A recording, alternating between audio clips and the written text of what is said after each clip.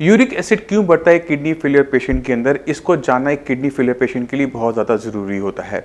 नमस्कार, मेरा नाम है डॉक्टर पूर्व धवन और आज इस वीडियो में हम बात करने वाले हैं यूरिक एसिड के बारे में। अगर किसी किडनी फेलियर पेशेंट की रिपोर्ट को देखा जाए तो उसमें क्रेटिनिन, यूरिया के साथ साथ एक और चीज़ होती है, वो है यूरिक एसिड। अब ये जो यूरिक एसिड होता है इसे कंट्रोल करना बहुत आसान होता है, मगर इसे समझना थोड़ा सा मुश्किल हो सकता है। तो मैं चाहता हूँ कि आप इस वीडियो को एंड तक जरूर देखिए। यूरिक एसिड हर किसी की बॉडी में बनता है। जब हम कोई खाना खाते हैं, खासकर प्रोटीन जब हम खाते हैं या फिर जब हमारी बॉडी के सेल मरते हैं तो उनमें से बनता है प्यूरिन। और जब प्यूरिन टाइप का वेस्ट मटेरियल किडनी से निकलने के लिए और छोटे हिस्सों में डिवाइड होता है तब जाके बनता है यूरिक एसिड। कहने का मतलब यह है कि हम यूरिक एसिड की फॉर्मेशन को बॉडी में नहीं रोक सकते, ये बनेगा ही बनेगा, क्योंकि खाना भी हम खाएंगे, हमारे सेल्स मरेंगे भी सही, तो यूरिक एसिड बनने की जो अमाउंट है उसे हम कंट्रोल नहीं कर सकते। मगर हमारी बॉडी में अगर यूरिक एसिड बढ़ रहा है तो उसके दो बड़े कारण हो सकते हैं। या तो हमारी बॉडी में यूरिक एसिड की फॉर्मेशन ज़्यादा होती है या फिर हमारी किडनी से यूरिक एसिड निकल नहीं पाता। तो किडनी फेलियर पेशेंट की बॉडी में जब किडनी कम काम करना शुरू करती है, कम फिल्टर कर रही होती है, क्रिएटिनिन इकट्ठा हो रहा है, यूरिया इकट्ठा हो रहा है, तो इसी वजह से बॉडी के अंदर यूरिक एसिड भी इकट्ठा हो रहा होता है। इसी वजह से जब आप अपनी रिपोर्ट देखते हैं तो आप उसमें देखते हैं कि यूरिक एसिड की जो मात्रा है वो बढ़कर आ रही है। अब सवाल उठता है कि अगर यूरिक एसिड पे हम काम ना करें तो हमें क्या दिक्कतें देखने को मिलती है।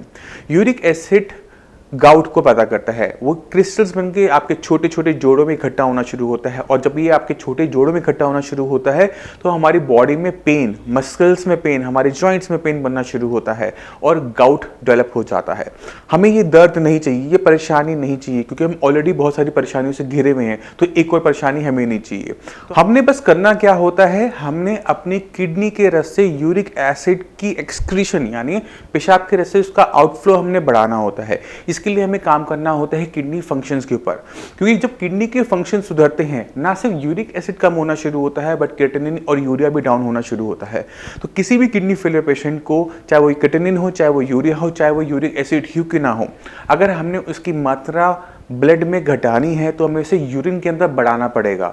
हमें किडनी के फंक्शंस को बढ़ाना पड़ेगा, तब जाके हमारे यूरिन के रस से ये सारा वेस्ट मटेरियल बॉडी से बाहर जा पाएगा, तब जाके हमारी ये जो कंडीशन है उसमें सुधार आना शुरू होगा। मगर यूरिक एसिड एक ऐसी चीज़ है जिसको हम मेडिसिन से भी बहुत आराम से कंट्रोल कर देते हैं जब हम इसके मेटाबॉलिज्म पर काम कर जाते हैं।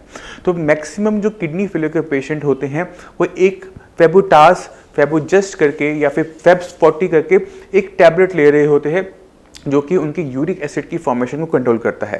तो कहने का मतलब ये है कि हम यूरिक एसिड को दो आसान तरीकों से कंट्रोल कर सकते हैं। पहले अपनी किडनी की फंक्शनिंग को बढ़ाकर। जब हम किडनी की फंक्शनिंग बढ़ाएंगे, ना सिर्फ क्रिएटिनिन डाउन होगा, यूरिया डाउन होगा, बट यूरिक एसिड भी डाउन होगा। और दूसरा तरीका है कि सिर्फ और सिर्फ यूरिक एसिड को कंट्रोल करने के लिए हम जो मेडिसिन अवेलेबल हैं, जिसका नाम मैंने आपको बताया, उनको लेते हुए हम अपने यूरिक एसिड को कंट्रोल कर सकते हैं। अब मैं चाहता हूँ कि आप कुछ किडनी फेलियर के पेशेंट से मिलें, उनकी रिपोर्ट्स देखें, तो आप समझ जाएंगे कि जब हम किडनी फेलियर पेशेंट की किडनी की पे काम करना शुरू करते हैं, किडनी की फंक्शनिंग को बढ़ाते हैं, तो किस तरह से क्रिएटिनिन, यूरिया और यूरिक एसिड तीनों के तीनों डाउन होने शुरू होते हैं। 3 महीने के इलाज के अंदर 1 महीने के अंदर हमने डायलिसिस बंद कर दिया और 2 महीने से कोई डायलिसिस के बिना आप आराम से सर्वाइव कर रहे हो, कोई दिक्कत नहीं, लेवल आराम से मेंटेन हो रहे हैं। बाकी जो मरीज होते हैं जो डायलिसिस करवा रहे होते हैं, करवाने वाले हैं, जिनको बहुत डर होता है किडनी फेलियर से, डायलिसिस से, उनको क्या कहना चाहोगे? मैं ये कहना चाहूँगा जी, एक बार यहाँ पे ट्राई करने में वो ये जी मेरे लिए तो सक्सेसफुल ही हुआ, और यहाँ आएगा तो फायदा मिलेगा। नमस्कार, मेरा नाम है डॉक्टर पूर्व धवन और आज आपको ऐसे पेशेंट से मिलवाएंगे जिन्होंने अपना डायलिसिस को रुकवाया। डायलिसिस रुकने से पहले इनका क्रिएटिनिन लेवल 12 के आसपास था और तकरीबन 1-2 महीने के इलाज के अंदर इनका जो डायलिसिस था वो पूरी तरह से रुका। तो मैं ज़्यादा बात नहीं करता, चलते हैं मनोज जी के पास और उनसे जानते हैं कि उनकी लाइफ में साइंस जी ने इन्हें क्या परिवर्तन किया। तो मनोज जी, आपको कब पता लगा था किडनी खराब हो रही है आपकी? मेरे को जी पता लगा था फरवरी में। फरवरी कौन सा साल? इसी साल। इसी साल में? हाँ जी। अच्छा, और लेवल क्या था तब क्रिएटिनिन के? उस टाइम तो लेवल मेरा जी बिल्कुल ही डैमेज था, मतलब डॉक्टर ने तो जवाब दे दिया था वहाँ। अच्छा। हमारे वहाँ मैंने फिर दिखाया इसमें, और एक वो था उसमें कितने था, दोनों ने ट्रांसप्लांट के लिए बोला। ट्रांसप्लांट के लिए बोला था। हाँ जी। और तब क्रिएटिनिन के लेवल क्या था? तो मेरा 500 530 तो यूरिया था। 530 यूरिया। हाँ जी। और क्रिएटिनिन 12 था शायद। 12 के आसपास था। हाँ। डायलिसिस शुरू हो गया था? डायलिसिस शुरू हो गया था हर दूसरे दिन। हर दूसरे दिन, हफ्ते में 3 बार डायलिसिस चल रहा था आपका? हाँ जी। और फिर कब तक चला वो, फरवरी से लेकर? वो चला जी, ये देख लो यहाँ 3 महीने हो गए मुझे को यहाँ। हाँ, मैं 4 महीने चला वहाँ। 4 महीने आपका हफ्ते में 3 बार डायलिसिस चलता है। फिर आप यहाँ पर आए? हाँ, यहाँ पे आने के बाद फरवरी, मार्च, अप्रैल, मई, जून में। हाँ जी। जून में आया था मैं। मई के आखिर में, जून में। मई के लास्ट को 29 तारीख को मंगाई थी मैंने तो। हाँ, 29। मैंने 1 तारीख से स्टार्ट की थी दवाई लेना। जून से शुरू हाँ, किया। फिर मेरी डायलिसिस होने लगी, लेने के बाद 15 दिन में। 15 दिन में एक बार? हाँ। तो हफ्ते में पहले 3 बार होता था, वो 15 दिन में एक बार चला गया। एक बार। और अब कितनी बार? अब तो बंद है पूरा? अब तो बंद हो गई। मैं आपको थोड़ा सा मनोज जी के बारे में बता देता हूँ। इनकी किडनी जो खराब हो रही थी वो ब्लड प्रेशर की वजह से हो रही थी। ब्लड प्रेशर हाई रहने की वजह से इनकी किडनी श्रिंक होने लगी। जैसे किडनी श्रिंक होती चली गई, इनकी किडनी लेवल बढ़ते चले गए और इनको डायलिसिस की जरूरत पड़ गई। अब शरीर में वजन बढ़ रहा है पहले से? हाँ, पहले से इम्प्रूवमेंट है शरीर में। जो डायलिसिस आपका हफ्ते में 3 बार चल रहा था, कमजोरी जो आती है, अब वो कमजोरी शरीर में है नहीं है? नहीं, अब कुछ नहीं है जी, बहुत अच्छा महसूस कर रहा हूँ मैं। काम पे जा रहे हो, नहीं जा रहे? काम पे तो नहीं जा रहे हैं, लेकिन मैं तो बोल रहा हूँ, लेकिन घर वाले मना कर रहे हैं, बोला अभी वो अभी थोड़ा सा लॉकडाउन है, थोड़ा सा कर लो, ठीक है। अभी कहीं शरीर में सूजन? न सूजन वगैरह कहीं नहीं है। खाना प्रॉपर हो रहा है? खाना फ्रेश अच्छी तरह से, ठीक है, फ्रेश प्रॉपर हो रहा है, खाने में भी दिक्कत होती है। शरीर में ताकत पूरी बनी हुई है? ताकत पूरी है मेरे हिसाब से, लेकिन अभी थोड़ा टाइम लगेगा। अब आपके लेवल किस लेवल पे मेंटेन हो रहे हैं? यूरिया तो जी आपने देख, मैंने रिपोर्ट तो मिली आपके पास है। हाँ जी, मैं बता देता हूँ। यूरिया तो आपका तकरीबन 100 के आसपास है। हाँ, 100 के आसपास है। क्रिएटिनिन हमारा जो मैनेज हो रहा है वो तकरीबन 6-7 के आसपास मेंटेन हो रहा है। 7 के आसपास मेंटेन हो रहा है, ठीक है। डायलिसिस पूरी तरह से बंद हो गया। और कब से बंद हो गया तकरीबन बता दो? ये डायलिसिस बंद हो गया तो ये मान 2 महीने के आसपास हो गया। 2 महीने हो गए कोई डायलिसिस हमारा नहीं हुआ। अब सवाल यहाँ यह उठता है कि साइंस इंजीनियर ने इनकी किडनी का ऐसा क्या किया कि ये डायलिसिस रुक गया। जब हम ऐसे किसी किडनी को देखते हैं जिसके अंदर श्रिंकेज होती है, जिसके अंदर इस्केमिक नेफ्रोपैथी हो रही होती है, तो किडनी के अंदर नुकसान के 2 हिस्से होते हैं। एक हिस्सा वो होता है जो कंप्लीट पूरी तरह से मर गया है, एक हिस्सा वो होता है जो ब्लड प्रेशर की वजह से बीमार है, काम पे नहीं है।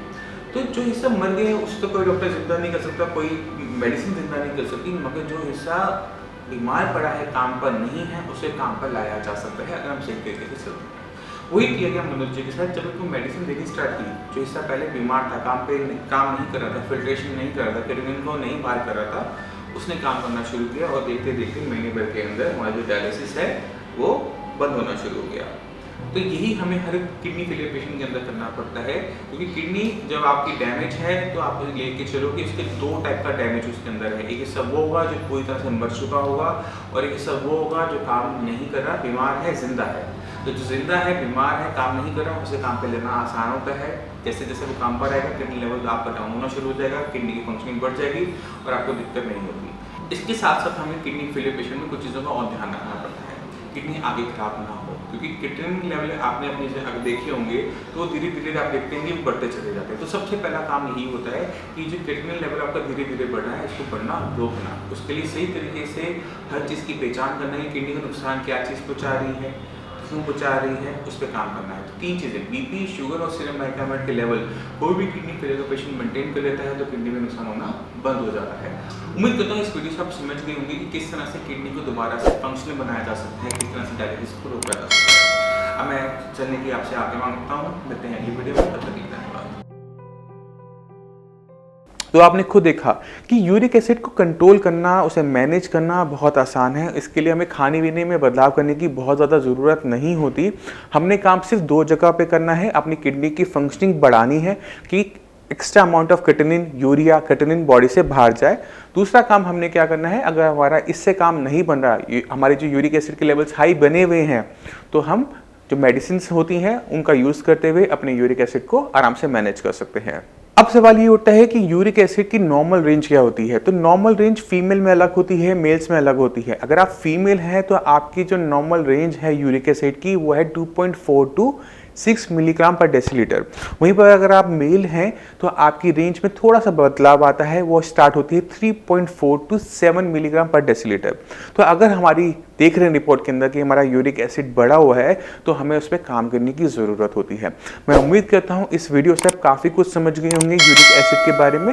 फिर भी आप कुछ जानना चाहते हैं तो नीचे दिए नंबर पर कॉल करके डॉक्टर से आप फ्री ऑफ कॉस्ट कंसल्टेशन ले सकते हैं। आप अपॉइंटमेंट लेके मुझसे भी आकर मिल सकते हैं। अब इसी के साथ आप सभी से मैं चलने की आज्ञा चाहूँगा। मिलते हैं अगली वीडियो में, तब तक के लिए